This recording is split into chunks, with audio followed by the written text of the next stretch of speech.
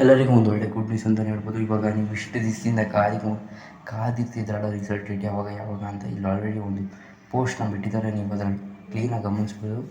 Last week of April 2024ಗೆ ನಿಮಗೆ result ಬರ್ಬೋದು ಅಂತ ಹೇಳ್ತಿದ್ದಾರೆ. ಅಷ್ಟು ಪ್ರಯತ್ನ ಮಾಡ್ತಿದ್ದಾರೆ. ಲಾಸ್ಟ್ ವೀಕ್ ಆಫ್ ಏಪ್ರಿಲ್ ಬರಲಿ ಅಂತ ಅವರು ಪ್ರಯತ್ನ ಪಡ್ತಿದ್ದಾರೆ.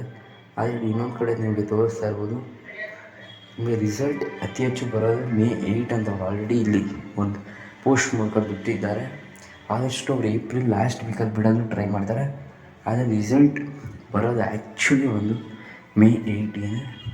ಇಲ್ಲಿ ನೀವು ನೋಡ್ಬೋದು, ಅತಿ ಹೆಚ್ಚು ನಿಮ್ಮ ಎಕ್ಸಾಮು ಮಾರ್ಚ್ 25ರಿಂದ ಸ್ಟಾರ್ಟ್ ಆಗಿ ಏಪ್ರಿಲ್ 6ವರೆಗೂ ನಡೆದಿತ್ತು. ಹಾಗೆ ಸಪ್ಲಿಮೆಂಟ್ರಿಗೆಲ್ಲ ಜೂನ್ 30 at 11 o'clock ನಡೀತೆ ಅಂತಲೂ ಅದನ್ನು ತಿಳಿಸ್ಕೊಟ್ಟಿದ್ದಾರೆ. ನೋಡಿ result 10th result declared on May 8. ಹೋದ ವರ್ಷ ಮೇ 8ಅಲ್ಲಿ ಬಿಟ್ಟಿದ್ರು. ಅಂದರೆ ಈ ವರ್ಷ ಏನಾಗಿದೆ ಅಂತ ಗೊತ್ತಿಲ್ಲ. ಅತಿ ಹೆಚ್ಚು ಚಾನ್ಸಸ್ ಇರೋದು ನಿಮಗೆ ಮೇ ಫಸ್ಟ್ ವೀಕ್ ನಿಮಗೆ ರಿಸಲ್ಟ್ ಬಂದುಬಿಡುತ್ತೆ. ಇಲ್ಲ ಅಂದರೆ ಏಪ್ರಿಲ್ ಕೊನೆಯ ವೀಕ್, ಅಂದರೆ ಎಲೆಕ್ಷನ್ ಟೈಮ್ ಇದೆಯಲ್ಲ, ಆ ಎಲೆಕ್ಷನ್ ದಿವಸ, ಅಂದರೆ ಇನ್ನೆಷ್ಟು ದಿವಸ ಇದೆ, ಈ ವಾರದಲ್ಲಿ ನಿಮ್ಮ ರಿಸಲ್ಟ್ ಬಂದರೂ ಬರ್ಬೋದು, ಮತ್ತು ನಾಳೆನೂ ಬರ್ಬೋದು, ಹೇಳೋಕ್ಕಾಗಲ್ಲ. ಅದನ್ನು ಕೊಟ್ಟಿದ್ದಾರೆ. ಮತ್ತು ನಿಮ್ಗೆ ಹೆಂಗೆ ರಿಸಲ್ಟ್ನ ಚೆಕ್ ಮಾಡೋದು ಆನ್ಲೈನಲ್ಲಿ ಅಥವಾ ಆಫ್ಲೈನಲ್ಲಿ ಅಂತ ಗೊತ್ತಾಗುತ್ತೆ. ಇಲ್ಲೊಂದು ಲಿಂಕ್ ಇದೆ, ಆ ಲಿಂಕ್ ಕರ್ನಾಟಕ ರಿಸಲ್ಟ್ ಡಿಕ್ಕಿನ್ ಅಂತ.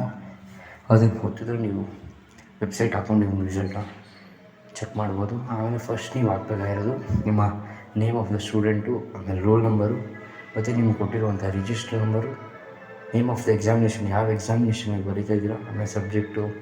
ಆಮೇಲೆ ಹಂಗೆ ಹಾಕಿದ್ರೆ ನಿಮಗೆ ಡೈರೆಕ್ಟಾಗಿ ನಿಮ್ಮ ರಿಸಲ್ಟ್ನ ನೀವು ಚೆಕ್ ಮಾಡ್ಬೋದು ಮನೇಲೆ ಕುಂತ್ಕೊಂಡು. ಆಮೇಲೆ ನೀವು ಆಫ್ಲೈನ್ ಕೂಡ ಚೆಕ್ ಮಾಡ್ಬೋದು. ಮತ್ತು ನಿಮಗೇನಿದೆ, ನೀವು ಪ್ರಿಂಟೌಟ್ ತೊಗೊಬೋದು ಅಲ್ಲಿಂದನೇ. ಮತ್ತು ನಿಮ್ಮ ಒರಿಜಿನಲ್ ಸರ್ಟಿಫಿಕೇಟ್ ಬಂದುಬಿಟ್ಟು ನಿಮ್ಮ ಸ್ಕೂಲಿಂದ ಕೊಡ್ತಾರೆ. ಇಲ್ಲಿ ನೀವು ನೋಡ್ಬೋದು 2024 10th ರಿಸಲ್ಟ್ಸ್ ಬರುತ್ತೆ. 2024 ಮೇಲೇ ಬರುತ್ತೆ ಅಂತ ಆಲ್ರೆಡಿ ಕ್ಲೀನಾಗಿ ಕೊಟ್ಟಿದ್ದಾರೆ. ಮತ್ತು ಟೈಮಿಂಗ್ಸು ಕೊಟ್ಟಿದ್ದಾರೆ, 11 to 10, 10 to 11 ಬಂದುಬಿಡುತ್ತೆ ರಿಸಲ್ಟ್ ಅಂತ ಕ್ಲೀನಾಗಿ ಇಲ್ಲಿ ತೋರಿಸ್ತಾ ಇದ್ದಾರೆ. ನೀವು ನೋಡ್ಬೋದು, ನೋಡಿ ಇಲ್ಲಿ ನೀಟಾಗಿ ತೋರಿಸ್ತಾ ಇದ್ದಾರೆ.